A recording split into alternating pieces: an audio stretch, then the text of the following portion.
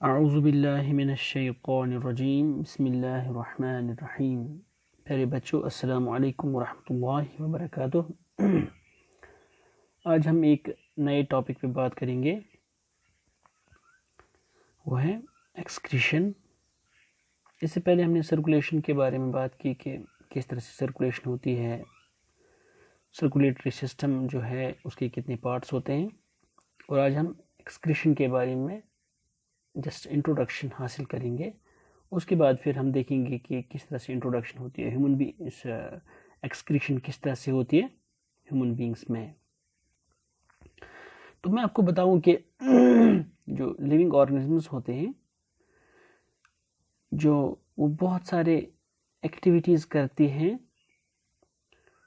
उन एक्टिविटीज़ के बाद उनकी बॉडी में कुछ वेस्ट प्रोडक्ट्स बन जाते हैं।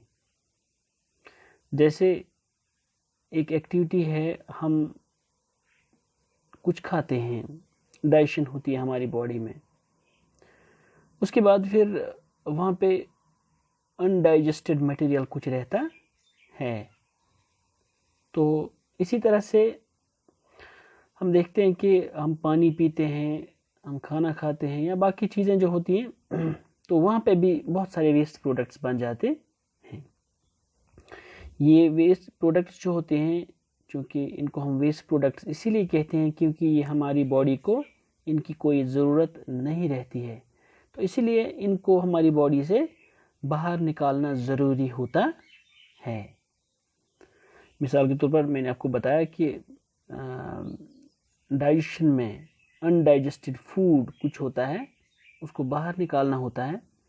इसी तरह से जो रेस्पिरेशन जब हम करते हैं, तो उस वक्त वहाँ हमारी बॉडी में कार्बन डाइऑक्साइड बनता है, वाटर वेपर्स बन जाते हैं। इसी तरह से जब हम प्रोटीन मेटाबॉलिज्म करते हैं, जब हमारी बॉडी में जब हमने कोई प्रोटीनेशियस मटेरियल लिया अंदर, तो उसके बाद वहाँ पे जो बाई प्रोडक्ट्स बनते हैं, जिनकी ज़रूरत हमारी बॉडी को नहीं रहती है, लाइक यूरिया, तो उसको भी बॉडी से बाहर निकालने की ज़रूरत होती है।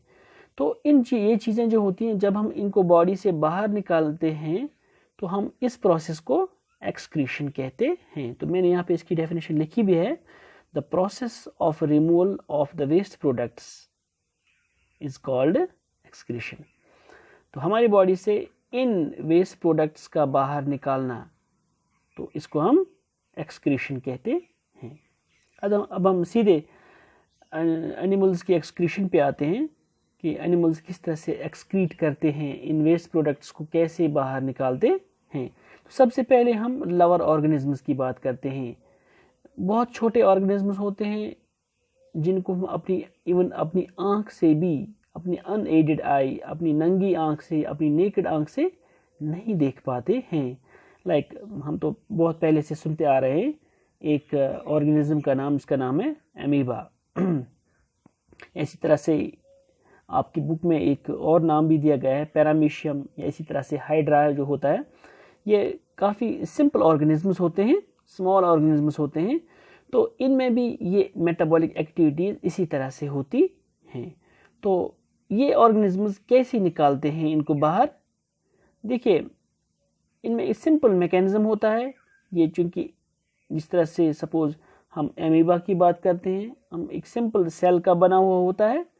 तो जब इनकी बॉडी में डाइजेशन और एक्सक्रीशन, रेस्पिरेशन, बाकी चीज़ें जो होती हैं, तो जब इनकी बॉडी में वेस्ट प्रोडक्ट्स बन जाते हैं, तो वो अपनी बॉडी से इनको बाहर निकालते हैं।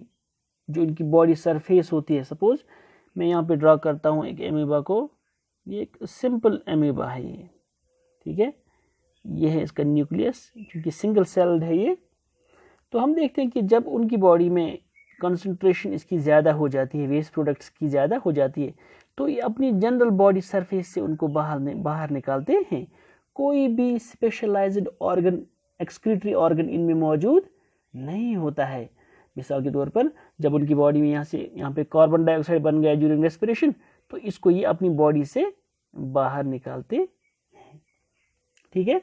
या इसी तरह से बाकी चीज़ें जो होती हैं, जो वेस्ट या नाइट्रोजनस कंपाउंड जो होते हैं, तो उनको बाहर निकालना होता तो ये सिंपली इसी बॉडी सरफेस से उनको बाहर निकालते हैं। और इसी तरह से अगर हम इसके बाद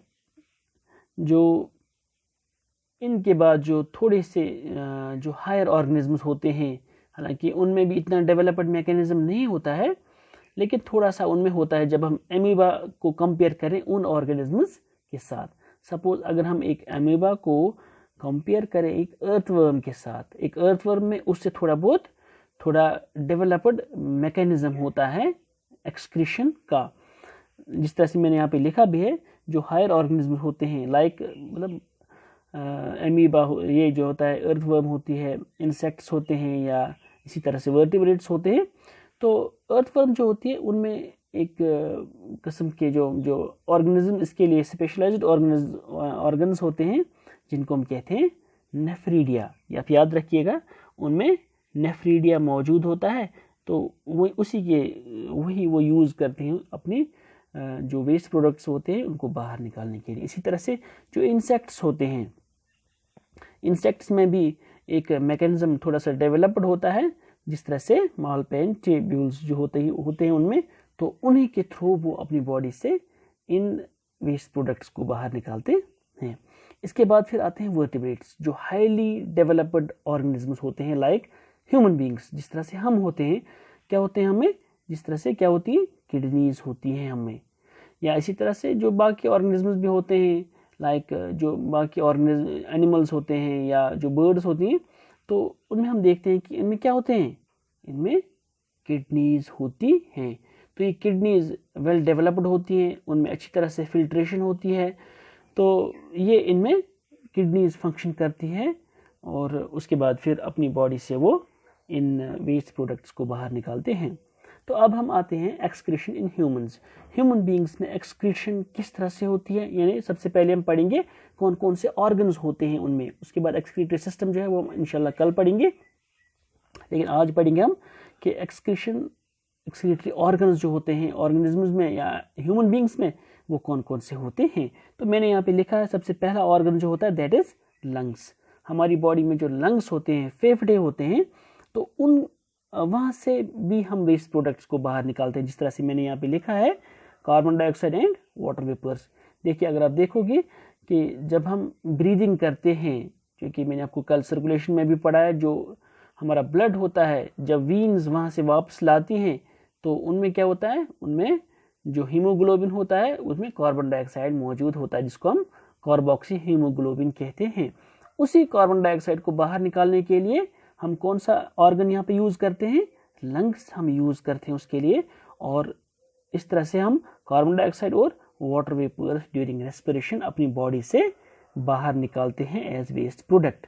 इसी तरह से दूसरा जो है दैट इज स्किन, हमारी जिल्द है ना, यानी इस आसान सन सम यथ वनान इस कशिर पट, जो हमारी स्किन होती है, तो उसके लिए क्या यूज़ करते हैं वो, उसके लिए जो वेस्ट प्रोडक्ट्स बनते हैं दैट इज़ हमारी बॉडी में जो यूरिया होता है, साल्ट होते हैं, या इसी तरह से बहुत सारे साल्ट्स होते हैं, और इसी तरह से एक्सेस वाटर जो होता है हमारी बॉडी में, उनको हम बाहर निकालते हैं थ्रू स्वेट ग्लैंड्स। क्योंकि हमारी बॉडी जो होती है, हमारी स्किन जो होती है, उसमें छोटे छोटे ग्लैंड्स मौजूद होते हैं।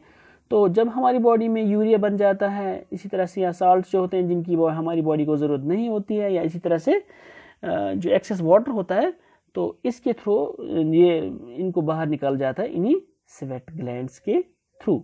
और उसके बाद फिर लार्ज इंटेस्टाइन्स, जो हमारे लार्ज इंटेस्टाइन्स होते हैं, तो वहाँ से भी हम एक्सक्रीट करते हैं कुछ वेस्ट प्रोडक्ट्स, लाइक हम फेसेस एक्सक्रीट करते हैं, हम बाहर निकालते हैं। जिस तरह से हमारा पाखाना होता है, उसको भी अपनी बॉडी से बाहर निकाला जाता है।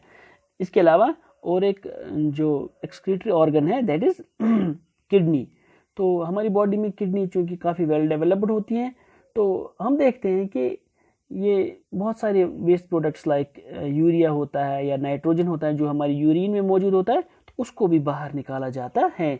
तो उसमें काफ़ी स्टेज होते हैं उसके, तो फाइनली हम देखते हैं कि जो हमारी बॉडी में ये वेस्ट प्रोडक्ट्स बनते हैं जो किडनीज में लाइक बनते हैं, तो उनको बाहर निकालने के लिए हम ये किडनीज यूज़ करते हैं, जिस तरह से मैंने बताया आपको, यूरिया और नाइट्रोजन। और इसके अलावा फिर और एक सेंस ऑर्गन, ये जो एक्सक्रीटरी ऑर्गन होता है हमारी बॉडी में, दैट इज़ लिवर, जो हमारा जिगर होता है। तो हम देखते हैं कि इसके थ्रू भी हम कुछ वेस्ट प्रोडक्ट्स बाहर निकालते हैं। लाइक मैंने यहाँ पे लिखा है, लिवर किस लिए हम यूज़ करते हैं? It's use for removal of excess sugar. जो हमारी बॉडी में एक्सेस शुगर बन जाता है, तो इसको क्या किया जाता है? By converting it into glycogen for future use. तो ऐसे हम शुगर को नहीं रहने देते हैं, तो इसको सबसे पहले क्या किया जाता है? इसको कन्वर्ट किया जाता है इनटू ग्लाइकोजन। ठीक है, तो हम देखते हैं कि डिफरेंट ये जो ऑर्गन्स होते हैं, तो हर कोई ऑर्गन वेल डेवलप्ड होता है, जिसकी वजह से हम आसानी से इन चीज़ों को, ये वेस्ट प्रोडक्ट्स को बाहर का रास्ता दिखाते हैं। तो इंशाल्लाह हम कल जो हमारी बॉडी में जो मेन एक्सक्रीटरी ऑर्गन होता है वो है जिस तरह से हमारी किडनीज होती हैं, तो उनके बारे में हम इंशाल्लाह कल बात करेंगे। तो आज आपसे इजाज़त चाहते हैं। अल्लाह हाफ़िज़।